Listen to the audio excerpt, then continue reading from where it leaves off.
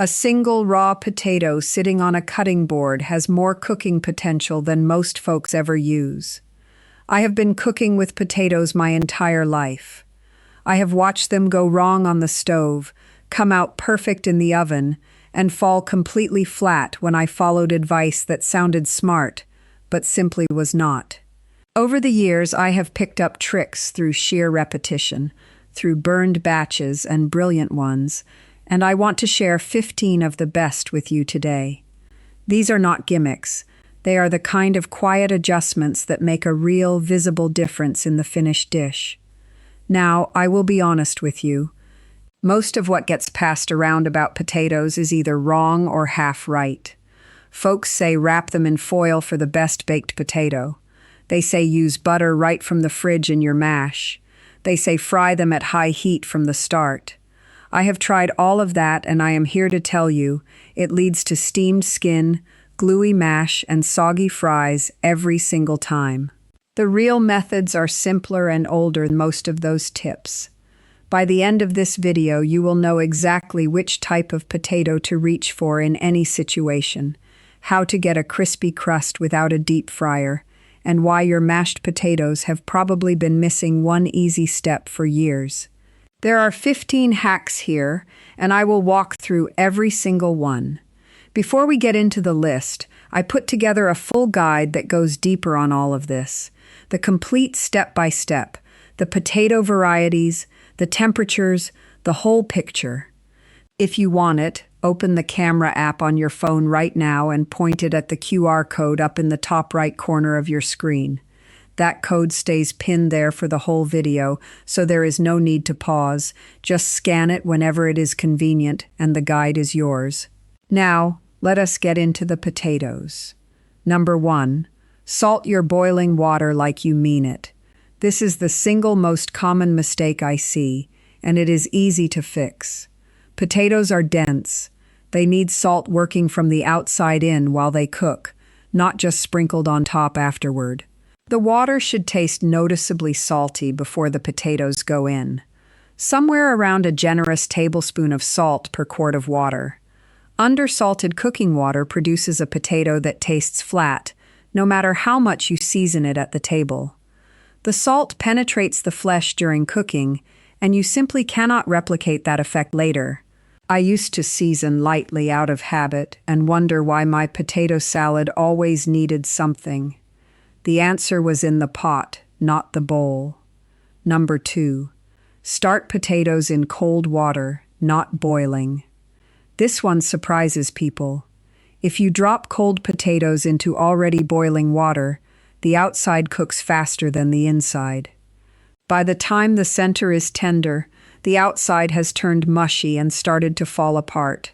Starting them in cold water and bringing everything up to a boil together means the potato cooks evenly all the way through. It takes a few extra minutes, but the texture difference is worth every second. This is especially important when you are making potato salad, where you want a firm, intact chunk that holds its shape when you stir in the dressing. Number 3. Soak sliced potatoes in cold water before you fry them. When you cut a potato, the surface immediately starts releasing starch. That surface starch is what causes potatoes to stick to the pan and go limp instead of crispy. A 30-minute soak in cold water pulls a significant amount of that starch off the surface. Drain them well, dry them thoroughly, and I mean really dry, with a clean towel, and then cook them. The difference in crispiness is dramatic. I have done this side by side with unsoaked potatoes many times. The soaked batch comes out noticeably crunchier every time. This works for home fries, roasted slices, and oven fries alike. Number 4. Dry your potatoes completely before roasting. This follows from number 3, and it deserves its own spot because folks skip it constantly. Water and high heat are enemies. Any moisture on the surface of a potato in a hot oven creates steam, and steam is what makes roasted potatoes soft and pale instead of golden and crisp. After you soak or rinse your potatoes, Lay them on a clean kitchen towel or paper towels and pat them until there is no visible moisture. Then let them sit in the air for 5 minutes. Only then do they go into hot oil in a hot pan. That extra drying step is what gives you the crust that holds up even after the potatoes have been sitting on the plate for a few minutes. Number 5. Par-cook your potatoes before roasting. This is a trick that many older home cooks already know, and it is a good one. Bring your cut potatoes to a boil in salted water and cook them for just 6 or 7 minutes. You want them slightly underdone, not fully soft. Then drain them, shake them in the pot with the lid on to rough up the edges, and toss them in hot fat. Those roughed up, starchy edges are what create that deeply craggy crust in the oven. The inside stays fluffy while the outside crisps. If you have ever had roast potatoes that were crispy all the way to the center and pillowy inside, this is almost certainly how they were made. Hold on for a tip coming up in a few minutes. Number 8 is the one that changes how you buy potatoes at the store, and once you know it, you will never grab the wrong bag again. Number 6. Never wrap a baked potato in foil. I know this is the way a lot of folks learn to do it. The thinking is that foil traps heat and speeds things up. And it does. But what it also traps is steam. A potato baked in foil steams in its own moisture. The skin turns soft and slightly soggy, and the interior gets a dense, wet texture instead of that light, fluffy quality a good baked potato should have. Bake them directly on the oven rack at around 400 degrees, with nothing but a little oil rubbed on the skin and a sprinkle of salt.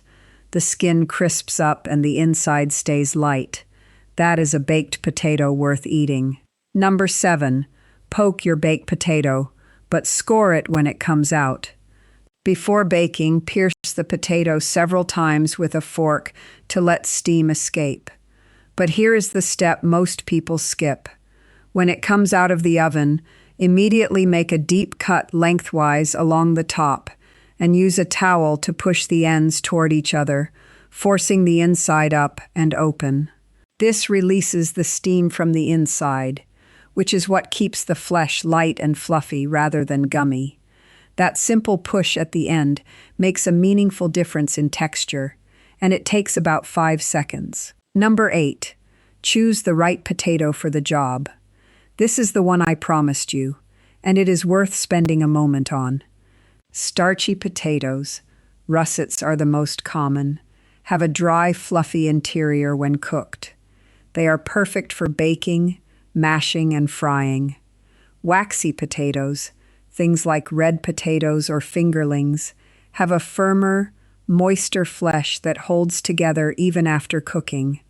Those are the ones for potato salad, gratins, and soups where you want the potato to keep its shape. All-purpose varieties like Yukon Golds sit in the middle and work reasonably well for most things. Grabbing the wrong potato for a recipe is one of the most common reasons a dish comes out wrong, and no amount of technique fixes it. If you want a full breakdown of potato varieties with specific uses and cooking notes for each one, open your camera app and point it at the QR code still in the top right corner of your screen. The guide lays it all out in detail, so you can use it as a reference the next time you are standing in the produce section. Number 9. Warm your dairy before it goes into mashed potatoes. Cold butter and cold milk or cream added to hot potatoes drop the temperature of the mash quickly, and cold potatoes seize up and become gluey faster. Warm your butter and cream together in a small pot or in the microwave before you add them. Pour them in warm, and the potatoes absorb the fat smoothly. The result is a silkier, lighter mash. It is a small step with a noticeable payoff. Number 10. Use a ricer or a food mill instead of an electric mixer. I will be direct about this one.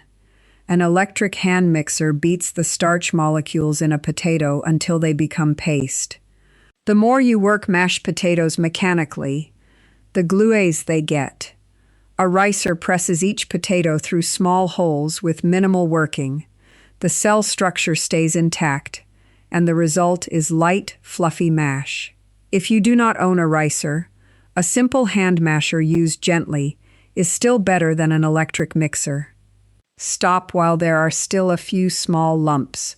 The goal is texture, not a perfectly smooth paste. Number 11. Do not throw away the potato water. When you drain your boiled potatoes, the water left behind is loaded with starch. That starchy water thickens soups and stews beautifully, without adding flour or cornstarch. It also helps bread dough develop a softer texture when used instead of plain water. And if you have a sourdough starter or any bread you make regularly, potato water gives yeast a real boost. Keep a jar next to the stove when you are making potatoes and pour off a cup or two before you drain them. It stores in the fridge for a few days. This next one is the tip I see overlooked the most by people who otherwise cook very well. So stay with me through number 12 and 13. They work together. Number 12. Cool boiled potatoes before making potato salad. Warm potatoes are like sponges. If you toss them with dressing while they are still hot, they absorb everything quickly and become wet and heavy. If you are using a mayonnaise-based dressing, it can also break down and turn greasy in the heat. Let your potatoes cool to room temperature, or refrigerate them for a while first. Cold potatoes hold their shape better, absorb dressing more evenly, and give you a potato salad with real texture, instead of a soft, muddy bowl of starch. Number 13. Refrigerate cooked potatoes overnight for better fries and home fries. When a cooked potato cools down, the starch inside changes its structure slightly. It firms up in a way that makes the potato fry more crisply and hold its shape better in a hot pan. Leftover boiled or baked potatoes that have spent a night in the refrigerator are among the best raw material for home fries I have ever worked with.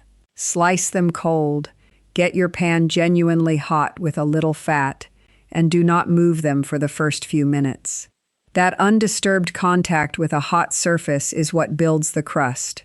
Everything I just walked through, the full method for getting that crust right, the fat temperatures, the timing, is all laid out in the guide. Open your camera app and point it at the QR code that is still sitting in the top right corner of your screen, and you can walk through the step-by-step at your own pace. Number 14. Season potatoes at every stage, not just at the end. This applies to every preparation, not just boiling. If you are roasting, season the raw potatoes before they go in. If you are frying, season right when they come out of the fat, while the surface is still moist enough to hold salt. If you are mashing, season the water, the potatoes themselves after draining, and then taste again after you add your dairy. Layering seasoning through the process gives depth that a single blast of salt at the table simply cannot achieve. Potatoes are mild by nature. They need seasoning at multiple points to taste fully alive on the plate. Number 15. The cold start for potatoes you want to peel easily. This one is simple and useful.